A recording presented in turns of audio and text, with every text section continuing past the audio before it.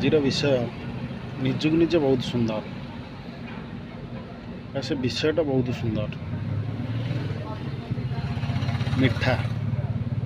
बा मधुर आपण भावुवे मिठा कौन कहले बोलिकी भावुवे चीनी कि गुड़ कि महू आठ मिठा तो किसी न थाए कि ना पर भी आ गोटे मिठा थाए से प्रत्येक जनमानस थाए कि से मिठा केवे कहीं यूज करती किंतु थरे से मिठा यूज करंतु ना आज्ञा आपण ये ग्यारंटी मु दूची आपण बंची थे तो बंची थे मला पर्यंत भी मला परे भी आपण को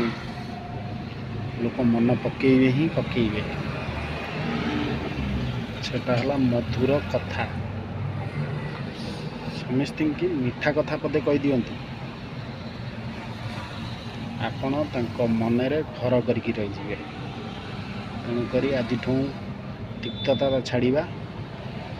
मिठा कथा आपणेगा